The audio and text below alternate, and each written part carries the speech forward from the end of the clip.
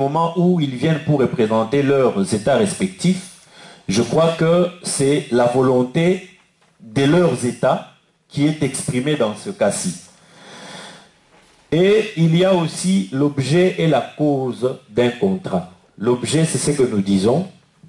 Nous, pour nous, l'accord, le dialogue, c'est en vue d'obtenir l'alternance au pouvoir. L'alternance et la démocratisation, pourquoi pas le développement de notre pays. C'est ce qui importe pour tout le monde. Même pour ceux qui sont dans le camp du pouvoir, je les entends parfois dire qu'ils veulent aussi que le Congo se développe. Mais là n'est pas le problème. Parce que j'ai aimé quand le docteur Luseke a intervenu, il disait qui vont aller au dialogue, qui vont nous représenter là-bas. Là, c'est une question très capitale. C'est une question très capitale. Je vous fais observer quelque chose qu'on néglige.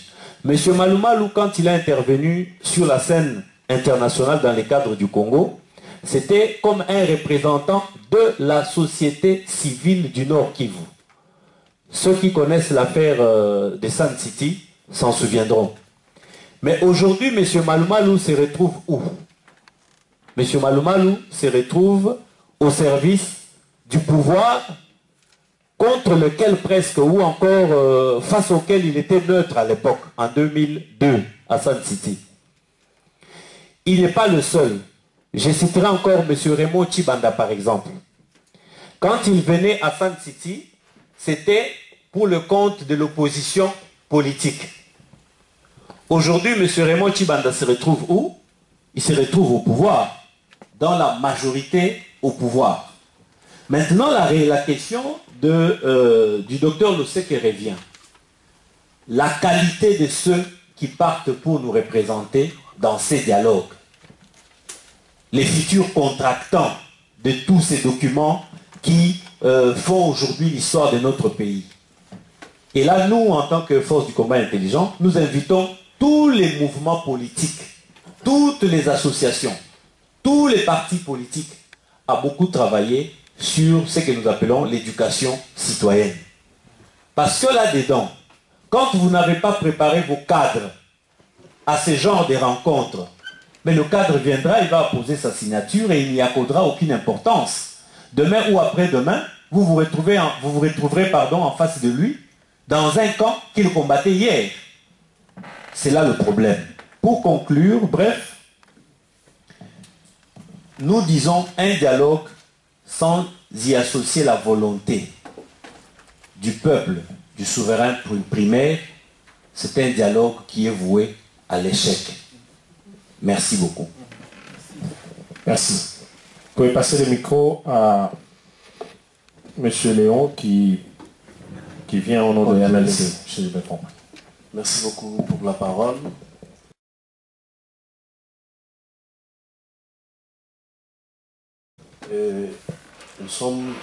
C'est la deuxième fois de parler, avant de parler des alliances. Et aujourd'hui, nous sommes là pour les dialogues. Et ces dialogues, je crois, pour notre compte du MLC, et pour notre compte du MLC, ces dialogues, c'est déjà une base qui a été ressortie des accords cadres et qui est venu par après les travaux dans le compte de la résolution 2098. C'était déjà une base qui est là pour la recherche de la paix au Congo. Alors s'il y a déjà une base, c'est maintenant à nous les Congolais de travailler sur ça pour trouver des solutions.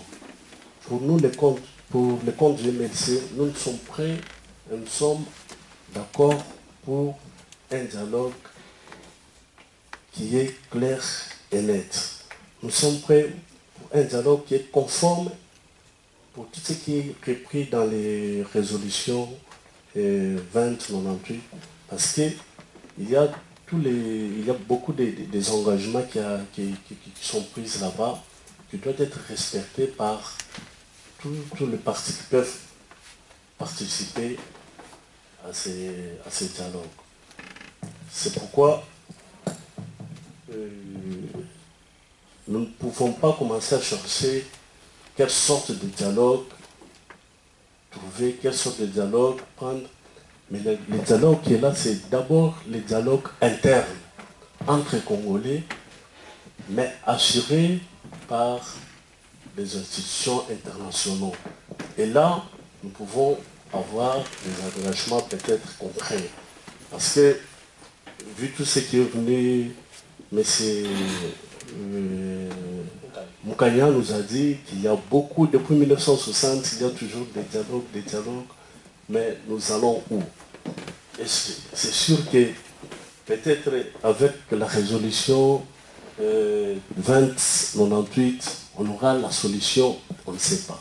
Parce que c'est déjà une base qui est établie sur tout ce qui est fait. Est-ce que c'est avec la conférence ou bien, parce qu'on a échoué avec le truc, la concertation, c'est avec, en cherchant une autre dialogue qu'on peut trouver la solution, là on ne sait pas. Mais si on respecte peut-être les engagements pris dans la résolution, on pourrait arriver à trouver une solution. Merci. Ok, merci. Monsieur Olinga.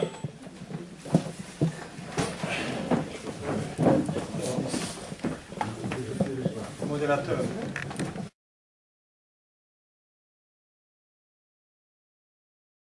En Afrique, on le sait bien, un pouvoir en place fort ne négocie qu'en position de faiblesse. S'il est faiblement, s'il est acculé, là il peut négocier. Mais maintenant, Kabila est fort, vous avez parlé de son armée, mais comment croire à un dialogue franc quand quelqu'un a l'armée, l'argent, et il sait qu'il peut tricher, et le lendemain, il passera sur le tapis rouge partout où il va. Et en tout cas, aller à ce genre de négociation, c'est de la naïveté.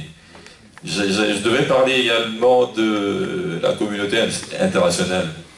C'est comme si le Congo est le seul pays au monde qui croit à la neutralité de la communauté internationale. Parce que l'ONU a dit, parce qu'il y a eu... Mais non. Il faut une pression populaire venant du profond Congo. Et là, les choses vont changer. Si on croit seulement à des résolutions qui viennent de tout en haut, je vous dirais, Poutine prend la Crimée, il est fort, ça passe. Hein, mais quand on est faible, vous allez lire des articles et ça n'aboutira à rien. Cherchons plutôt à retourner notre armée contre ce pouvoir, à mobiliser la population, à conscientiser les gens. Parce que là, on va négocier avec quelqu'un qui, on le sait bien, à deux reprises, il n'a pas triché une fois. Il a triché contre Mbemba. Dernières élections, il n'a pas été deuxième, il a été troisième, on le sait.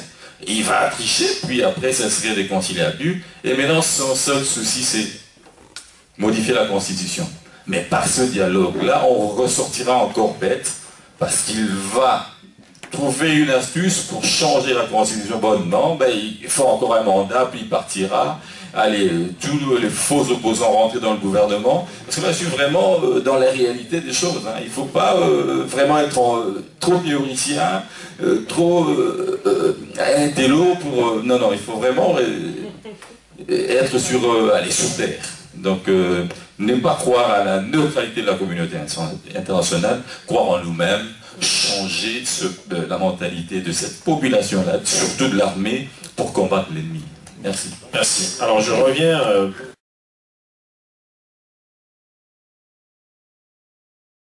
qu'on oublie le contexte. Et quand vous regardez, que ce soit au niveau du pouvoir, que ce soit au niveau de la communauté internationale, c'est ce qui revient. Vous relisez l'entièreté de la résolution, vous voyez, ça revient. La crise à l'Est, la guerre, tout ça.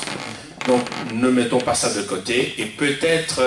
si nous voulons actualiser, alors là, peut-être on trouverait d'autres portes ou d'autres fenêtres qu'on pourrait ouvrir.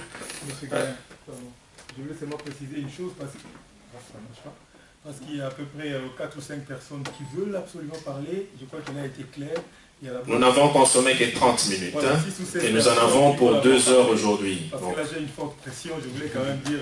Soyez plutôt patients. Je sais que le plus important, c'est qu'on évolue dans les débats que nous aurons au fur et à mesure. Je veux dire, une séance prochaine, chacun en partant d'ici doit être content que nous avons essayé de débattre. On a ajouté un peu de temps aujourd'hui, c'est pour permettre à chacun, j'espère, de pouvoir s'exprimer. Donc ceux qui s'expriment doivent aussi raccourcir leurs propos. Ce qui a été déjà dit, il ne faut pas le redire.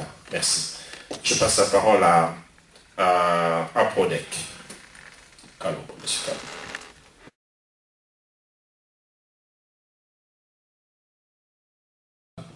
Et pour quelle cause ils se battent.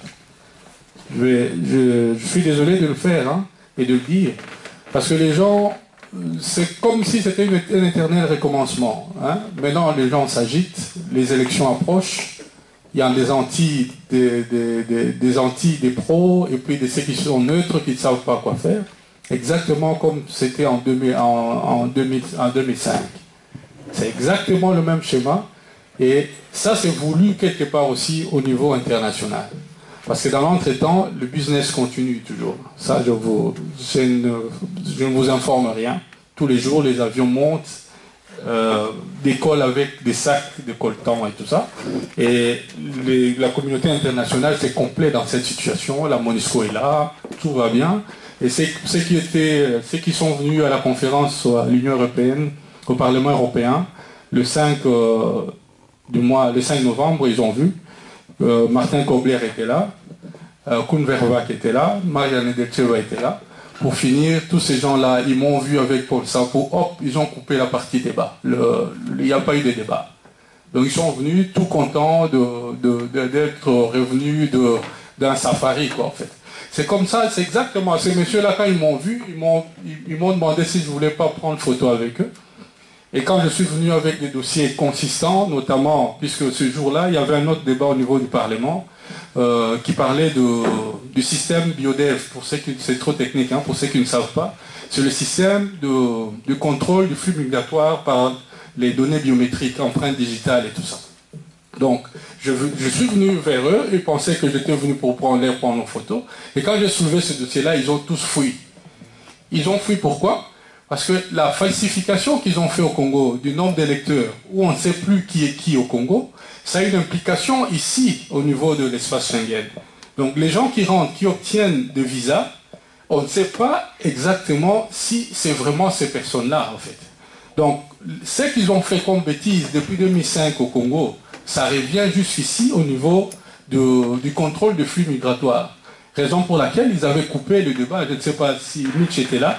Ils ont refusé. Vous n'aimez pas les dialogues ou vous voulez nous sortir du débat du dialogue? Non, c'est juste une petite parenthèse hein, pour démontrer que ce dossier, ce thème de dialogue, c'est hyper important pour les Congolais.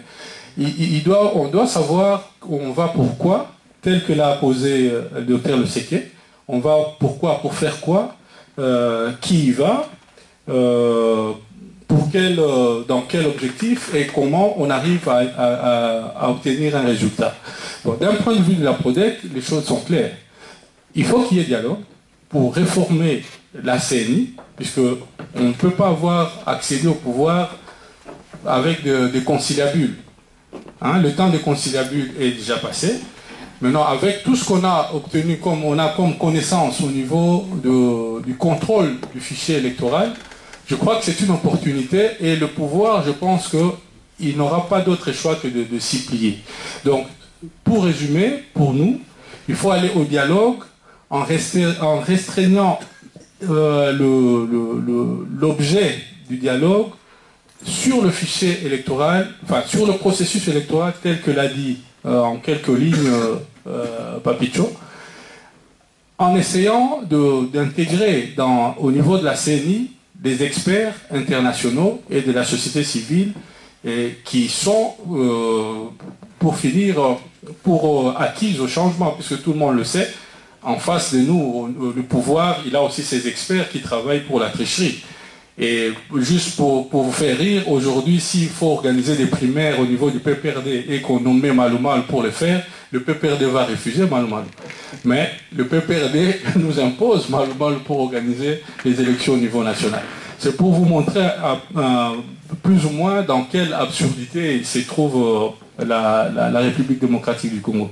Donc, pour nous, il faut vraiment tout faire pour aller au dialogue, restreindre ces dialogues pour que le pouvoir sache exactement qu'il n'a plus que quelques mois pour vivre, et si il ne s'adapte pas, il ne survivra pas après 2016. Je crois que je vais m'arrêter là pour l'instant et on va avancer dans le débat. Merci. La parole à M. Mitch.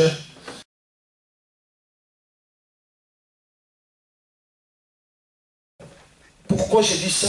Parce que j'ai l'impression qu'il y a inadaptation de l'offre du bureau politique de l'UDPS à la majorité au pouvoir, parce que les enjeux actuels de la crise congolaise ne correspondent pas ou ne trouvent pas la solution dans, comment dire, dans un dialogue au fait. Toutes les forces vives de la nation s'accordent à ce qu'il y ait, comment dire, à ce qu'il y ait publication du calendrier global inclusif pour les élections de 2015-2016. Mais apparemment, le bureau politique de l'UDPS fait cavaler seul pour réclamer un dialogue. Ça, je me pose des questions, est-ce que vraiment c'est important? Alors, pour entrer dans le vif du sujet, de ce que vous avez dit ici, sur oui ou non le dialogue, j'ai une petite question encore. J'ai plein de questions que je me pose au fait, mais je ne trouve pas de réponse. J'espère trouver les réponses à la suite du débat. C'est important d'abord de définir la nature de la crise. Hein? Moi, je peux être pour le dialogue si vous me convainquez que vraiment c'est le moment d'y aller. Quand nous définissons la nature de la crise, est-ce la crise qui sévit au Congo, est-elle une crise politique? Est-elle une crise militaire? Est-elle une crise, comme certains extrémistes disent, ethnique? Si la crise elle est politique, je crois que la solution de la crise doit être aussi politique. Et la crise politique se résout par un dialogue négocié, un dialogue politique. Là, je suis pour le dialogue dans ces sens-là. Mais est-ce le moment de convoquer le dialogue alors que toutes les forces vives s'orientent vers les élections de 2016, alors qu'il nous reste plus ou moins 21 mois? N'est-il pas important de concentrer toutes nos forces pour exiger d'abord, avoir, disons, une grille de lecture commune pour exiger d'abord les élections de 2016, exiger d'abord que Malouma Ngoïmounouna soit remplacé, exiger que le calendrier électoral soit publié avant, comme Hossein Fengod l'a dit, février 2015. Voilà pourquoi j'ai dit, je trouve qu'il y a inadaptation de l'offre, disons, de revendication de l'UDPS avec les réalités du terrain. Est-ce que le Congolais demande un dialogue en ces instants? Est-ce que le peuple congolais demande un dialogue en ces instants? Là, il ne s'agit pas seulement de l'UDPS, là, il s'agit vraiment de voir toute la force politique du pays. Donc, c'est un peu ça mon intervention. Je pourrais compléter au fur que le débat avance, au fur et à mesure que le débat avance. Merci. Ok, d'accord. Alors,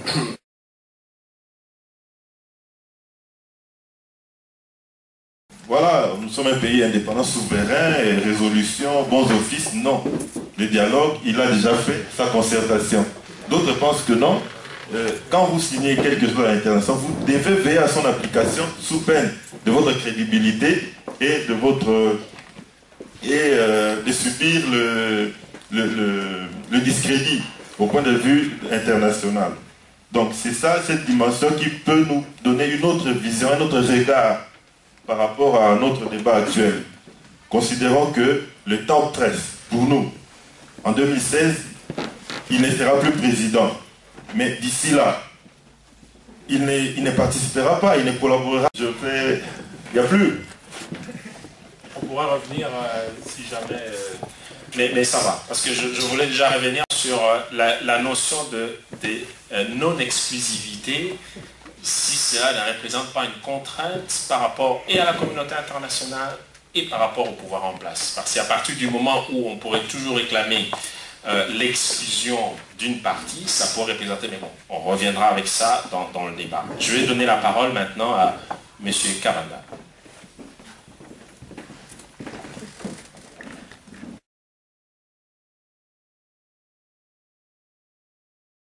Féliciter le groupe qui a organisé cette réflexion parce que je pense que ça permet à ceux qui n'ont peut-être pas l'occasion de s'exprimer d'apporter leur pierre à l'édifice qui est en tout cas la lutte pour la promotion de la démocratie dans notre pays. Moi je suis un peu dans l'embarras parce que quand on parle d'un dialogue, il faudra définir ce que c'est un dialogue. Je me suis donné la peine de regarder un peu pour comprendre ce que c'est un dialogue, parce que Jean-Marie a donné l'historique des dialogues qui se sont passés dans notre pays, et ces dialogues n'ont jamais donné des résultats que tout le monde espérait, c'est-à-dire permettre à notre pays d'avancer. Et j'ai entendu des notions qu'il a citées plusieurs fois, la minorisation des groupes. Dans un dialogue, je pense que le dialogue n'est pas un débat, ce n'est pas une négociation, ce n'est pas une discussion. Le dialogue, c'est un échange.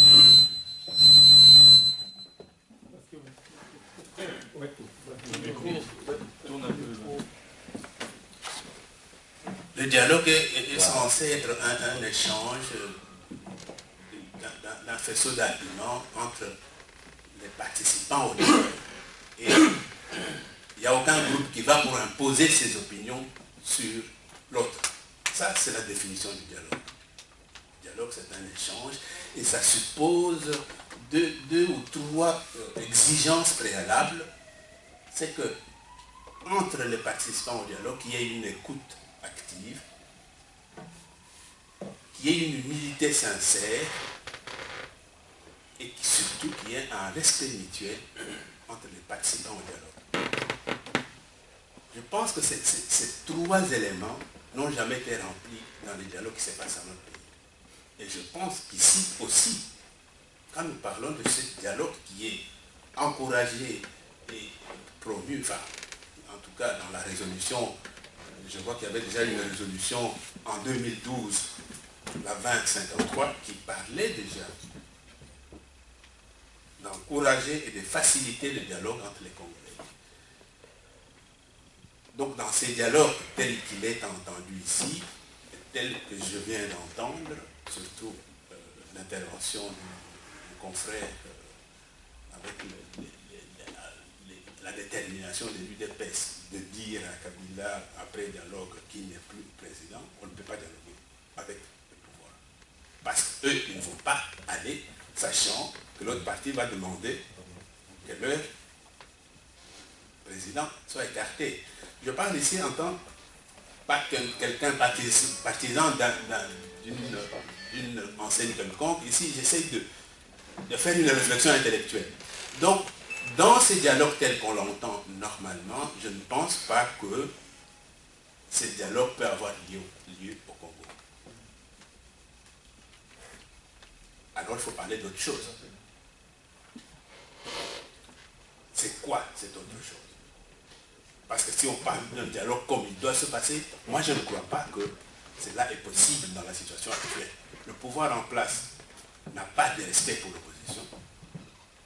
Il n'y a aucune humilité vis-à-vis des autres. Et donc, à entendre toutes les parties, chacun va avec sa position pour pouvoir imposer cette position sur l'autre. Alors à ce moment-là, ce n'est pas un dialogue. Il faut l'appeler autrement.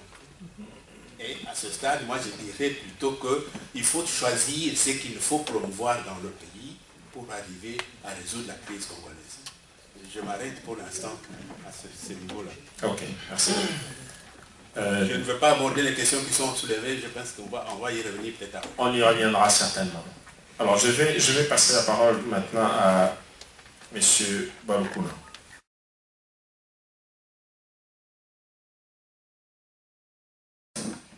Ils reviennent sur le plan national. Pourquoi crois qu'il faut d'abord se poser d'où vient tout ce problème. Pourquoi est-ce qu'on doit arriver au dialogue dans un pays, toi disant que nous sommes souverains, dans un pays où il y a eu 2 fois des élections, et nous nous retrouvons maintenant, au lieu qu'il y ait l'alternance, qu'on puisse avancer, mais nous nous retrouvons avec des histoires de dialogue pour faire ceci et cela. Vous comprenez? Donc si nous ne mettons pas cela, si nous ne pensons pas à cette dimension-là, de comprendre que le Congo c'est un terrain où entre autres les multinationales, la mafia internationale, d'autres puissants viennent, imposent, font ce qu'ils font. Ils le font maintenant pour se donner bonne conscience. Après avoir tué, fait tout ce qu'ils ont fait, ils ont, qu'on le veuille ou pas, il y a une bonne conscience. Et cette bonne conscience, c'est quoi? C'est fabriquer une forme de démocratie. Qui, entre autres, on dit, bon, bah là, nous allons leur imposer maintenant. On va faire par les élections. Nous ne voulons pas ceci et cela, mais marchons maintenant par les élections. Vous comprenez? C'est-à-dire que nous pouvons raisonner ici, on peut raisonner, dire, nous allons aller au dialogue et tout cela. Pour eux, ça les arrange que toutes ces choses-là, comme il vient de le dire, ça les arrange qu'il y ait dialogue, qu'il y ait tout ceci. Mais pour ce qui est important pour eux, aujourd'hui, ce dont je parle là, c'est-à-dire que je prends le monde anglo-saxon, tous ces gens-là, parce que c'est eux. Quand je lis ici, ça c'est leur résolution. Écoute ce qu'ils ont dit par exemple, je vous lis. Ils disent, on demande à quoi pour demander au représentant spécial pour la République démocratique du Congo de s'acquitter au moyen de ce bon office des tâches suivantes. Et on a énuméré toutes ces tâches-là. Et qui sont là, vous trouverez, donc, les dialogues y compris. Donc, facile, donc c'est lui pour répondre directement à la question. Donc, c'est-à-dire que c'est ces représentants-là qui doivent faire pour qu'il y ait ces dialogues. Vous voyez? Donc, mon cher Papito, tu peux vouloir ou pas, ce qu'eux, ils ont imposé, c'est ce qui arrivera. Tu peux te dire tout ce que vous voulez, s'ils disent qu'il y aura des élections, il y aura des élections.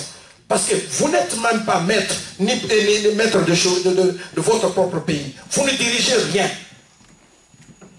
Alors si nous ne mettons pas cela, on peut marcher comme on a fait toute l'année ici, dire non, nous marchons, on va faire ceci. Non, ils n'ont rien à voir. Pour rassurer comme mon frère, après la réunion, vous êtes tous partis. Mais comme j'ai toujours l'habitude de suivre les gens, je suis allé jusqu'à l'hôpital et jusqu'à l'hôtel. Je lui ai remis vos papiers d'applaudissement que je tire toujours sur Internet. Je lui ai remis. Mais monsieur Fengol, je lui ai remis, Kobler plutôt, je lui ai remis. J'ai des témoins qui sont là. Je lui ai remis le document. Mais qu'est-ce que ça va lui faire? Rien. Il suit le programme tel que ça a été déjà fait. Et c'est ce qu'ils vont imposer. Donc je m'arrête là pour que nous puissions comprendre réellement. Merci, monsieur Fida.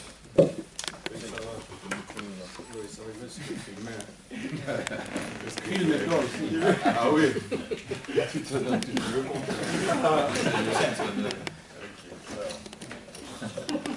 Merci bien. J'ai fait juste une contribution. D'abord, il y a un principe simple, on ne négocie pas à genoux. Et dialogue, négociation, ce n'est pas une mauvaise chose, pourvu qu'on sache ce qu'on représente comme force. Et le docteur Le Sec a parlé des mots très importants, c'est-à-dire, dans ce monde-ci, même dans le monde animal, c'est le rapport de force qui compte. Le lion mange l'antilope mange l'herbe. Donc, au moment où nous parlons, il y a 2 camps au Congo. Il y a le camp de Kabila, qui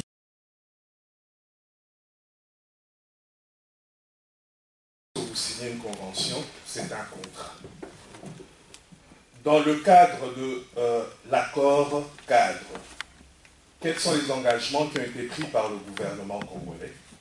De promouvoir, je veux lire exactement ce qui est dit, de promouvoir la démocratie, non, de promouvoir les objectifs de réconciliation nationale, de tolérance et de démocratisation.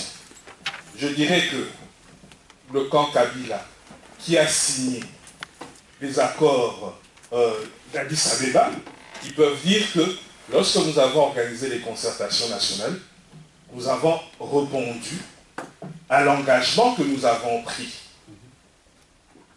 Mais hormis l'accord d'Addis Abeba, il y a une résolution des Nations Unies. Il y a une question qui a été posée, si cette résolution du Conseil de sécurité a une valeur contraignante. Je réponds oui. Les résolutions du Conseil de sécurité ont une valeur contraignante, contrairement aux résolutions de l'Assemblée générale. Mais que nous dit cette résolution du Conseil de sécurité? Là, je rejoins tous nos amis qui sont contre le dialogue. Pourquoi? Mais c'est bien limiter les objectifs dans cette résolution en ce qui concerne le dialogue. On dit promouvoir le dialogue politique transparent et sans exclusif entre toutes les parties prenantes congolaises en vue de favoriser 3 points. La réconciliation, la démocratisation et encourager les élections provinciales et locales crédibles et transparentes. C'est-à-dire venir avec des revendications qu'on pourra obtenir un calendrier global et inclusif des élections. Ça n'entre pas dans la résolution 2098 qui se limite aux élections locales et provinciales. Donc, partir au dialogue en croyant que par une voie de négociation, en s'accrochant à la résolution 2098, telle que le fait la grande majorité des partis qui disent qu'on doit aller au dialogue dans le cadre de la résolution 2098, mais ils oublient de lire même les 3 points qui sont retenus. Est-ce que vous êtes en train de suggérer pour l'organisation de cet événement, merci aussi pour la parole et merci à toutes les personnes qui sont venues ici. Je vais plutôt lire parce que j'avais préparé quelques idées que j'avais en tête. Alors, donc, moi je me dis ceci. J'ai l'impression que les opposants sont devenus des mendiants vis-à-vis de Kabila. Chercher à parler avec Kabila, c'est le reconnaître. Ce dialogue était prévu il y a longtemps. Kabila n'a rien fait jusqu'aujourd'hui. Pourquoi? Parce qu'il ne respecte pas l'opposition et a organisé ce qui semble pour lui être le dialogue, c'est-à-dire les concertations. Dialogue pour régler la crise de légitimité. Nous tournons en rond. Au lieu de se préparer, récolter des fonds ou sensibiliser la population pour les futures élections et mettre en place des préalables pour qu'il n'y ait plus des bourrages d'urnes et des tricheries comme il y en a eu en 2011 et pour que tout ça ne puisse plus se reproduire, au lieu de mettre de l'énergie à éveiller le peuple, rien de tout cela n'est fait. C'est plutôt des anciens kabylistes comme Mouyambo qui menacent et sensibilisent au Katanga et comme ils voulaient le faire récemment en Bujimaï. Nos opposants du ventre et de leur famille vont dans des meetings organisés par les membres de la majorité pour les supplier de donner leur position sur la modification de la Constitution ou d'autres invitent le président du PPRD pour qu'il explique la nécessité de la modification de la Constitution. Pourquoi continuer à rêver en pensant que Kabila va accepter un dialogue? Comment un dialogue avec des gens illégitimes? Qu'en est-il de l'impérium?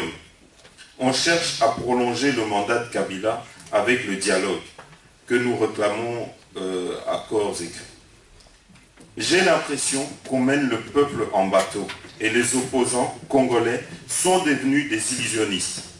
Pour finir, j'annonce que le 29, nous avons une grande réunion dans laquelle nous allons... ça sera donc le lancement de notre mouvement. Pas de prolongation de mandat. Kabila touche pas ma constitution. Je vous remercie. Merci, monsieur Boucher. Oui, après. Lieu ici à Bruxelles. À proprement parler, ce n'était pas un dialogue intercongolais. Mais les Congolais en ont profité pour se mettre un peu à l'écart et parler entre eux. Ce qui leur a permis d'obtenir un succès majeur face, ou bien dans le cadre de cette table ronde de Bruxelles. Notamment la libération de Patrice Lumumba, qui était en prison chez nous en ce moment-là. En se coalisant, en dialoguant, en se coalisant, ils ont obtenu la libération de Lumumba. Et puis le reste, on dirait que c'est dans les entretiens avec la Belgique, mais ils ont dialogué entre eux et ont obtenu quelque chose. À partir de 1961, peut-être fin 60, je ne sais plus, parce que je n'ai pas retrouvé tout ce que je pouvais avoir comme archive, il y a eu une série de rencontres entre Congolais. Après la mort, avant même l'assassinat du Premier ministre Lumumba, et après, il y a eu des rencontres. Lovanium, Coquillatville, Tananarive, une série de rencontres entre Congolais qui ont abouti, pas directement, je n'ai pas les données, tous les accords qu'il y a eu, mais ça aboutit quand même finalement en 1964 à la formation d'un gouvernement dit de salut public. Et le mot était bien choisi, dirigé par Moïse Tshombe. Ici, je voudrais passer directement à l'étape suivante.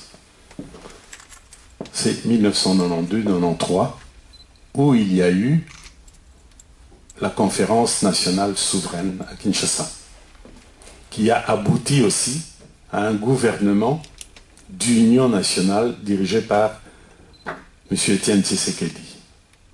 Après ça, il y a eu l'accord de Lusaka.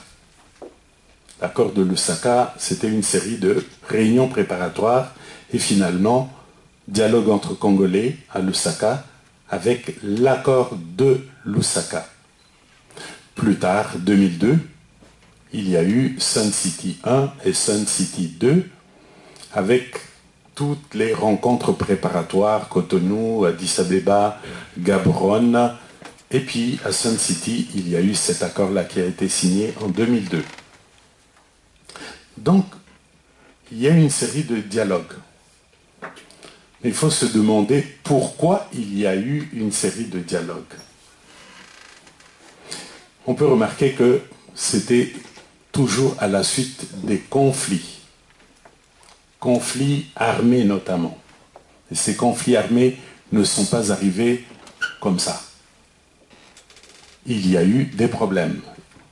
C'est-à-dire que soit que la Constitution, la loi fondamentale ne plaisait pas à certains, soit que l'organisation de l'État et des institutions de manière générale ne plaisait pas à d'autres. Ça c'est pour résumer, parce qu'il y a eu beaucoup de problèmes dans tout cela. Mais ça a amené à des divisions, notamment des sécessions ou de tentatives de sécession. Parce qu'on sait que le Katanga a proclamé sa sécession, le Sud Kasaï, sans proclamer sa sécession, est entré en sécession, et que le Maniema était en train de virer vers la sécession, sans compter d'autres conflits ailleurs, dans la province orientale ou dans le Bandundu et dans la province de l'Équateur.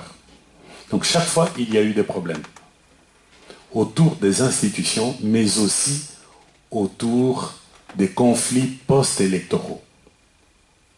Parce que les conflits post-électoraux aussi, il y en a eu avant. Notamment, je n'ai pas eu accès à toutes les archives, mais il y en a eu déjà en 1965. Notamment à l'Équateur. Sans compter ailleurs, il y avait des petits conflits. Donc tout cela, avec le temps, ça s'envenime. Ceux qui ne sont pas satisfaits, soit qu'ils font dans les surenchères, soit que carrément ils entrent en conflit avec les autorités régionales ou nationales. Et finalement, on arrive à cette situation. Mais on peut ajouter aussi autre chose. Pendant très longtemps, on a l'impression, et ce n'est pas une simple impression, que les autorités au niveau national ont tendance à tout régenter. Tandis que les autorités au niveau provincial veulent avoir la main mise sur leur province, au détriment d'ailleurs des territoires. Ça crée toujours des conflits. À un moment donné, la bulle éclate, il y a des conflits armés. Et tous ces gens s'en vont au dialogue, aux multiples dialogues. Comment ont-ils résolu? Bon, ils se sont parlé. Je n'ai jamais été dans un dialogue politique Congolais pour dire comment ils le faisaient, mais ils se sont parlé, ils ont trouvé quelques arrangements. Mais par 3 fois, nous remarquons que ça ne marche pas. Que faut-il faire?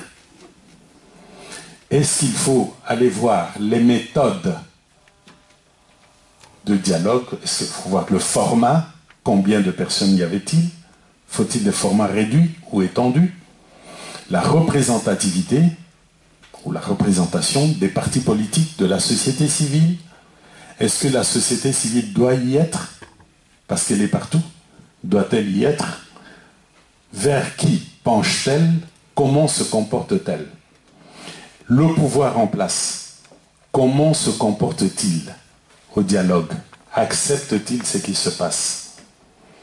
Et maintenant, pour revenir au sujet de la fois passée, il y a chaque fois des alliances qui se nouent, des alliances qui ne disent pas toujours leur nom, qui font que certains se mettent d'un côté pour minoriser les autres. Cette situation n'arrange pas non plus les affaires du pays. Je ne sais pas comment ça s'est passé de 61 à 64, mais le constat est là, c'est que les lumumbistes, à part quelques éléments qui sont venus de manière individuelle, les lumumbistes ont été minorisés. Certains disent qu'ils se sont retirés, mais le fait qu'ils n'y étaient pas a fait que ça ne s'est jamais arrangé pour une partie de la population, pour une partie des politiciens congolais. Beaucoup de lumumbistes se sont retrouvés à l'extérieur et ont radicalisé leur position. Quand ils n'étaient pas à l'extérieur, ils étaient à la marge. C'est un peu comme Laurent Désiré Kabila. Et nous connaissons aussi le cas de Gizenga et d'autres qui étaient en dehors du pays. Conférence nationale. Il y en a qui ont voulu se minoriser ou ont été minorisés. Mais on peut constater la bonne volonté du Premier ministre de l'époque, Étienne Tshisekedi, qui a voulu représenter à la fois et les partis politiques, et la société civile, et les provinces. Toutes les provinces étaient représentées. Ça n'a pas plu à certains, notamment aux leaders des partis politiques, qui voulaient se voir dans le gouvernement. Le gouvernement n'a pas fait long feu. Je pense personnellement que c'est essentiellement à cause de cela. Il a voulu bien faire, voire trop bien faire, et il y a des gens qui lui ont mis des bâtons dans les roues. Laurent Désiré Kabila est arrivé, comme il est arrivé, vous le savez, et à un moment donné, ça n'a pas marché non plus.